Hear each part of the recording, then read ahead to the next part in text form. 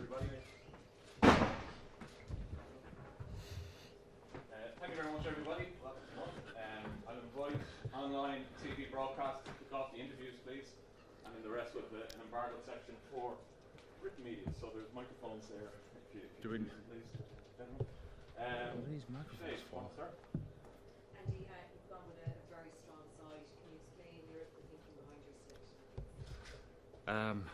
Yeah, obviously there's a little bit. Are these on? Do I need them? Yeah? Yeah. Well, it'd be handy if they was on. Oh, 1, 2, 1, 2. Yeah, a bit of continuity from last week. It's a different game, isn't it? A different challenge, Tonga. Respecting the opposition is absolutely at the forefront of our mind. Respecting the competition, but more so respecting ourselves. Every game is of the same importance for us, and a strong side is what we've got anyway within the group of 33, like I explained last week. So here we go again. It's a little bit different when you've played one game and your recovery is different and you're rolling into a next week, and how we handle that has been pretty important as well.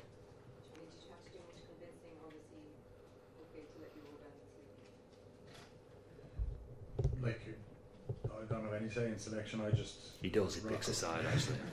I chalk up the training and do my best. Obviously, I want to play. When you only have a certain amount of games left in your career, of course you want to play. But it's what's right for the team, what's right for different individuals, and that was all probably taken into consideration. But no, I didn't have to do much talking. Just hands up, please, if anyone's questions. Yeah. Andy, was there any temptation to rotate more, considering what you've got ahead of you next weekend? There's always temptation, because as far as selection is concerned, we go through every single different types of permutation. But at the end of the day, it's what's right for the team. Finding form. That side that played last week hadn't played together before. We get to roll onto this one, and you know, you're damned if you do, you're damned if you don't, really, in some circumstances. But the only thing that I care about is winning this weekend, because the points that's on offer is exactly the same as what's coming down the line. So yeah, I suppose it's as simple as that. And you know, you look at what could happen, what does happen to people in training. You give people a so-called rest, and you know, you've seen people. I mean, we had Robbie pull out of the captain's room last week and miss the game. You've players now getting injured in training and missing the competition. So you know, people could be resting this weekend and be ill for next weekend, etc. So we'd like to go with what we've got, a fit side, a good side, and build a momentum through the competition. Johnny, how much do you welcome the opportunity to build your match sharpness? Maybe some Ireland fans hoping you may have been wrapped into bottom more ahead of the bigger challenges ahead.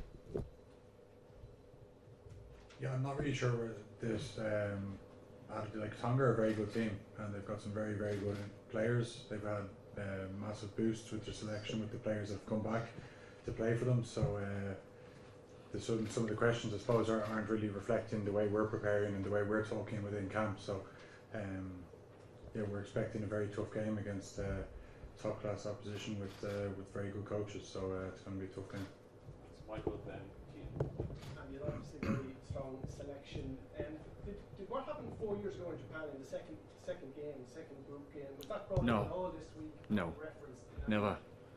Everyone keeps on talking about 4 years ago, but you know, and I understand why from you guys' point of view, but we don't. We're a different team, different circumstances, different competition. We move on. It's never been talked about at all. Just at the end of the Romania match, you said your team were ruthless in the second half. Is that a trait that you have noticed growing over the cycle, and something that's obviously necessary to the overall goal when you think of all the teams that have won World Cup? I'm sure that everyone. Has that grown in your time? I'm sure that everyone would like to see that part of the game grow, take the opportunities when they can, and it's something that we've talked consistently about getting better at. Making sure that we're consistent with getting better is absolutely the key. Having said that, the opposition's got a say in that, haven't they? And like Johnny alluded to, we're playing against a good side this weekend. Thanks. Final questions here, please. Cian, then Ed, and then final one. Johnny, what would it mean to become Ireland's highest goal scorer?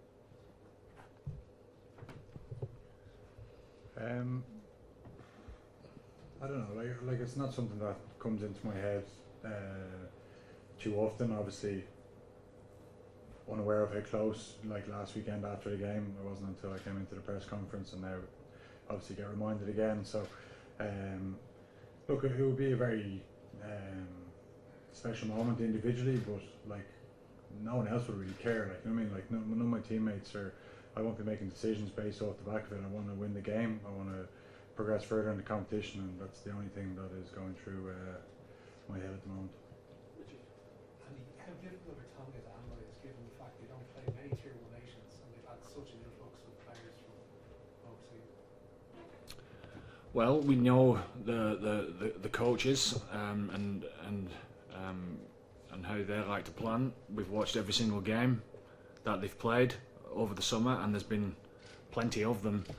And you say that they've not played many Tier 1 nations, but they play some big games and stood up in those games. And I think what you're saying there about personnel and people coming in for the first time, you know, they've been training within that group. All they're going to do is make those performances that we've seen stronger. So we're expecting them to. You know, I said a couple of weeks ago in regards to the Samoa game, there's a lot of similarities within that week to this week. You know, with the type of personnel that we're coming up against, we need to step up in that regard, because we surely know that Tonga is going to see this as a great way to start their competition. Thanks. Final questions. Ed, then Gabriel. Andy, Matt Hansen back into the starting lineup this weekend. Was it you that was kept on asking the question last week? Where the hell did all that come from? Well, I suppose just because he was the main star that was left out of the 23. Left out of the 23? No. Anyway, carry on. I was just going to ask what the reason for him not playing last week was. Because we wanted to give somebody else a game. As simple as that. And case in point, actually, as far as everyone being ready, ready to go. It's exactly the same this weekend. So Robbie pulls up on Friday, and Mike's covering 3 different positions off the bench, and did superbly for that. That's the type of thing that needs to happen within a World Cup. So yeah, Mike's up next, isn't he? So you can ask him the question as well. Was he a naughty boy? He definitely wasn't.